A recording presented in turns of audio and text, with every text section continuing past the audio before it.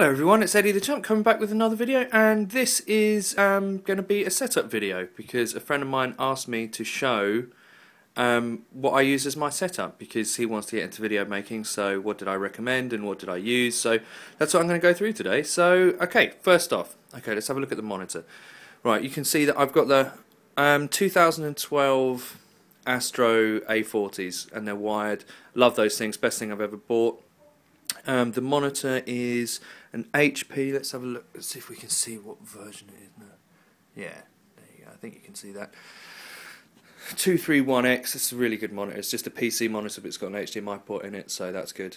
The camera is a Microsoft generic one. Right, you'll be able to see there that I'm very lucky to have a Mac Pro. This sort of doubles up dual purpose, really. Like most people know that I'm a most people who watch my channel might know that I'm a designer. So I had that computer back from when I had a job. Sad face. But yeah, it's really powerful. I do all my work on it. I would never work on a PC ever again. Put it that way. They're just too unreliable. Obviously, Xbox games. First monitor is another HP one. Second one is a Dell that I bought. What you can see there is Media Express, Blackmagic Media Express. So that's the hardware that I use. I use a Blackmagic Intensity. Now that's really important because it's an internal card in the Mac and the quality's really good. Basically, it's not compressed is a way of looking at it. It doesn't record in MP4s if you're using a Hop Hog or an Elgato. It records in like an uncompressed format.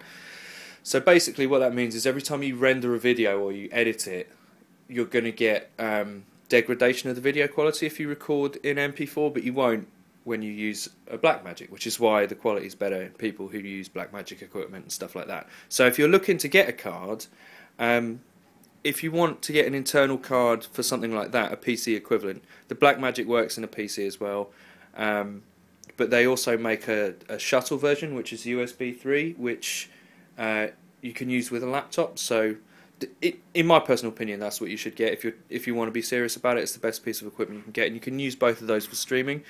And my streaming setup is, the good thing about that Mac is I've actually got a PC hard drive in there, so I can boot it up as a PC, and that's what I play Blacklight on, that's what I play PC games on, and that's what I stream with. Now, I was using XSplit and I was paying for it, but yesterday I set up OBS, the free one, for the first time. And that worked a treat. So I do use that. I do use the Mac Pro as a PC to stream. I use OBS and obviously the Blackmagic Intensity and everything, and the camera or whatever. So as for the software that I use for editing, I use on the Mac. I use Final Cut Pro. Sony Vegas isn't made for the PC, and to be perfectly honest, it looks like a nose up, so I'm not going to use it. Yeah, Final Cut for editing. I do all my artwork predominantly in the Adobe suite, so I use Illustrator mainly, Adobe Illustrator to start a design off, and then I'll finish it in Photoshop. But for things like thumbnails, I'll just start in Photoshop anyway. I do use After Effects a little bit, but I don't do. It's what I did my intro in, was a mixture of those three. And work for other people like Will or Frankie, which I've just done recently, I'll do in Illustrator first and then Photoshop. So that's my setup video, in case you wanted to see it. Oh, I do use the Astros for streaming. I use the Astro mic to do all my commentaries. I didn't mention that because I don't have another mic. It just didn't occur to me. But that Astro mic is really good. So that's it, I think. So hopefully you like my setup video. Leave a like, subscribe, you know what to do.